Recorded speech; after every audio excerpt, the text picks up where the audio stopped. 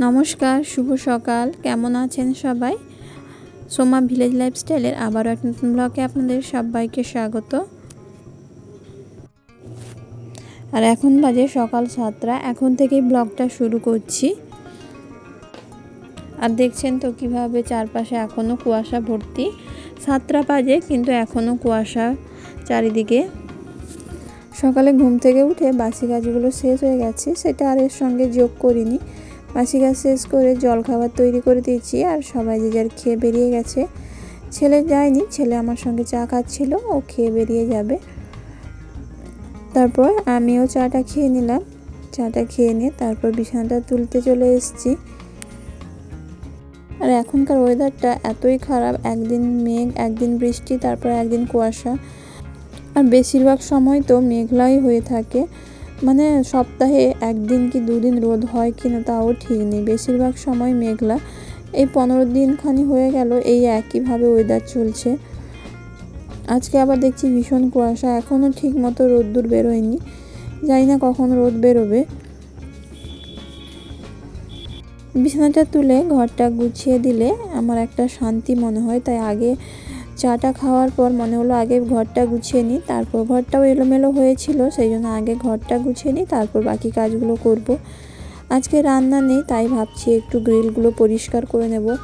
ঘর তো ঝেড়েছিলাম, কিন্তু গ্রিলগুলো পরিষ্কার করা হয়েছিল না, সেই জন্য আজকে একটু ভাবছি গ্রিলগুলো, জানালা দরজাগুলো একটু পরিষ্কার করে নেব।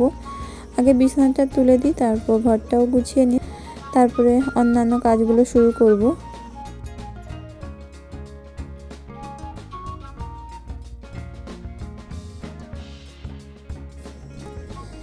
বিছানা গুছিয়ে ঘরটা যদি পরিষ্কার করে রাখি না, মনের মধ্যে একটা শান্তি হয়।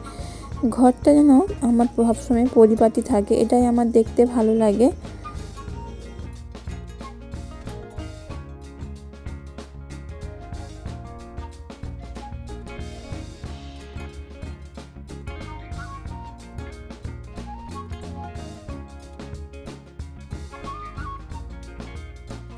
কম্বলের ভাঁজটা ঠিক হয়নি, তাও আমি রেখে দিয়েছি, কারণ আবার তাকে তুলে আবার ভাঁজ করতে একটু কষ্টকর, তাই জন্য একটুখানি ঠিকই আছে, শুধু একটু বেরিয়ে আছে বলে আমি ওরকম ভাঁজ করেই রেখে দিলাম। ঠিকঠাক ভাঁজটা হয়েছিল না দেখলাম, কিন্তু আর আমি তাকে ঠিক করার চেষ্টা করলাম না, যেরকম ছিল সেরকমই রেখে দিলাম।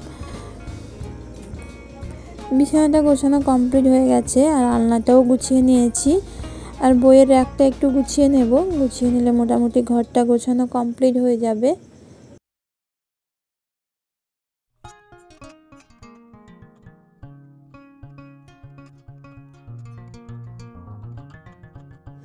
আসলে সংসারটা একটু গুছিয়ে রাখা বা গুছিয়ে করাটাও একটা বড় প্রতিভা, কারণ এত কাজের মাঝেও সংসারটাকে গুছিয়ে, সংসারের জিনিসপত্র গুছিয়ে রাখা, পরিষ্কার রাখা একটা কাজের মধ্যে পড়ে। কিন্তু সেটা অনেকেই আবার মানতে চায় না, যে আমাদের বাড়ির বউদের শুধুমাত্র রান্নাবান্না ছাড়ার কোনো কাজ নেই।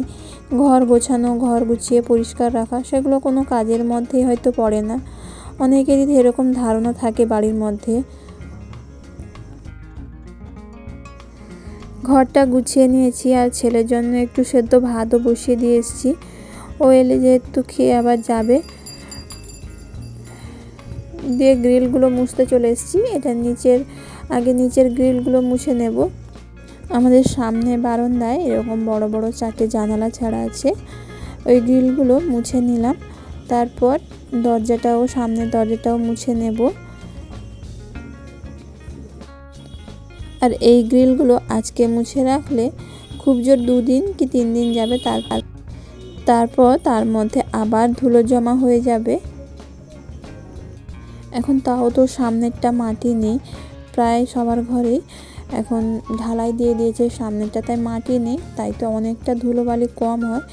তাও জানি না কোত্থেকে এত ধুলো আসে, নাহলে আগের মতো অত ধুলোবালি না থাকা সত্ত্বেও কিন্তু ঘর দুয়ারগুলো, জানালা দরজা এগুলো দেখি 2-3 দিনের মধ্যে আবার ধুলো জমা হয়ে যায়। কিন্তু রোজ তো আর মোছা সম্ভব নয়, এত বড় ঘর রোজ মুছে পরিষ্কার রাখা সম্ভব নয়, তাই আমি চেষ্টা করি মাসে অন্তত একবার মুছে নেওয়ার। পুরো ঘরের গ্রিল মুছে আসতে আমার প্রায় 1 থেকে 1.5 ঘন্টা মতো লাগে। কিন্তু ভিডিওটায় আমি অনেক শর্ট টাইম দেখিয়েছি, কিন্তু আমার পুরো ঘরের জানালা দরজাগুলো মুছে আসতে প্রায় 1 থেকে 1.5 ঘন্টা সময় লেগে যায়।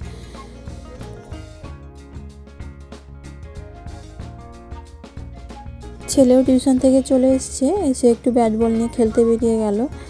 তাকে বললাম যে টাইম হয়ে গেছে, তুই স্নান করবি যা। না, শুনলো না, বেরিয়ে গেল।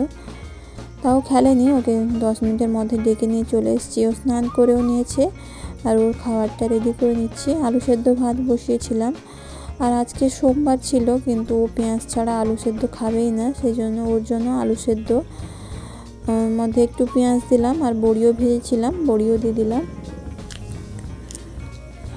আলু সেদ্ধ আর ভাতটা ওকে মাখিয়ে খেতে দিয়ে গেলাম। আমি আর আলু সেদ্ধটা খাবো না, কারণ যেহেতু পেঁয়াজ পড়েছে সেই জন্য আমি খাবো না। বললাম তুই এতটা খা, আর বাকিটা যদি লাগে তো নিয়ে নিবি।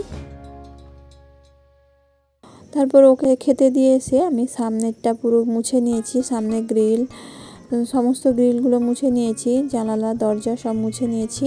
তারপর এবার ঘরের ভেতর জানালা দরজাগুলো মুছে নেব। আগে এই জানালাগুলো মুছে নিলাম, এগুলো ফাইবারের জানালা। এরকম জল দিয়ে মুছলেও তারপর আবার শুকিয়ে গেলে একটা শুকনো কাপড় দিয়ে মুছে নিতে হয়, না হলে কি হয়, এই যে জল দিয়ে মুছলাম দাগ দাগ হয়ে যায়। সেই জন্য জলটা যখন মুছে নিলাম শুকিয়ে যাবে, তখন একটা শুকনো কাপড় নিয়ে মুছে নিলে চকচকে হয়ে যায়। এটা আমার ঘরের ভেতরে দুটো জানালা, একটা সামনের দিকে আছে আর একটা ওই খাটের দিকে আছে। সামনের জানালাটা মুছে নিয়েছি, এবার খাটের দিকে জানালাটা মুছে নিলাম। হয়তো কোনো মেয়েরই সংসারে এই কাজের কোনো মূল্য থাকে না। এই কাজগুলো সবাই ভাবে শুধু রান্নাবান্নাই আমাদের একমাত্র কাজ, আর কোনো কাজ থাকেই না আমাদের বাড়িতে। যাই হোক, তারপর জানালাগুলো মুছে নিলাম, তারপর দরজাগুলো মুছতে চলে এলাম। আর এই যে দরজার পেন্টিংটা দেখছেন, এটা কিন্তু আমি আর আমার হাজব্যান্ড দুজনে মিলেই করেছি। এটা কিন্তু কোনো প্লাইয়ের দরজা নয়, এটা কাঠের উপরে আমাদের রং করা হয়েছে। সেটা আমি আর আমার হাজব্যান্ড মিলে দুজন মিলে করেছিলাম। আর আমাদের ঘরের মধ্যে, নিচের ঘরের মধ্যে 3টে দরজা। এটা হচ্ছে শ্বশুরমশাইয়ের ঘরের দরজা, আর আগেরটা ছিল যেটা ফুলদানি টাইপের ছিল, ওটা আমাদের ঘরের দরজা। আর এটা হচ্ছে রান্নাঘরে ঢোকা, যেখানে আমাদের গ্যাস আছে সেই ঘরে ঢোকার মতো দরজা। নিচে মোটামুটি সমস্ত জানালা দরজাগুলো মোছা কমপ্লিট হয়ে গেছে, আর শুধু রান্নাঘরে, মানে যেখানে গ্যাস থাকে, সেখানে খাওয়া দাওয়া হয়, সেইখানে একটা গ্রিল আছে, ওইটা মুছে নিলে, এই গ্রিলটা মুছে নিলে আমার মোটামুটি নিচে মোছা কমপ্লিট হয়ে যাবে। এবার আমি ছাদের ওপরে যাব মুছতে। যদি আমার ভিডিওটা আপনাদের সামান্য হলেও ভালো লেগে থাকে, প্লিজ চ্যানেলটিকে সাবস্ক্রাইব করে দেবেন এবং ভিডিওটিতে একটি লাইক দিয়ে দেবেন। এবং যারা আগে থেকে আমার চ্যানেলটিকে সাবস্ক্রাইব করে রেখেছেন তাদেরকে অসংখ্য ধন্যবাদ আমার চ্যানেলটিকে সাবস্ক্রাইব করে রাখার জন্য। নিচে জানালা দরজাগুলো মোছা কমপ্লিট হয়ে গেছে, এবার ছাদে চলে এসেছি। ছাদে জানালা দরজাগুলো মুছে নেব। আর ছাদের ওপর সামনে বারান্দাটায় এরকম 5টা বড় বড় জানালা দেওয়া আছে। এই জানালাগুলোতে আবার কিন্তু কোনো দরজা দেওয়া নেই, এরকম খোলামেলাই থাকে। আর 5টা বললাম তার কারণ নিচে যেহেতু 4টে জানালা ছাড়া আছে বড় বড়, আর একটা দরজা, কিন্তু উপরে তো আর দরজা ছাড়া নেই, উপরে বড় বড় 5টা জানালা ছাড়া আছে, ওগুলোতেই গ্রিল বসানো আছে। আর এই গ্রিলগুলোর মধ্যে কোনো রকম দরজা লাগানো হয়নি, তার জন্য আলো বাতাসটা খুব ভালোই ঢোকে। ছাদের ওপর জানালা দরজাগুলো মুছে নিয়েছি। তারপর এই ঘরের মধ্যে এরকম কুঁদ বসানো আছে, সিমেন্টের কুঁদ বলা হয় এগুলোকেও ভালো করে মুছে নিলাম, ভালো ঢোকে। সমস্ত জানালা দরজা মুছে নিয়ে চান করে চলে এসেছি। আমার আসতে একটু দেরি হয়েছে, আর পুজোটা আমার শাশুড়ি করে রেখেছিল, তার জন্য আমি খেয়ে নিলাম। আর আজকের ব্লগটা এই পর্যন্তই।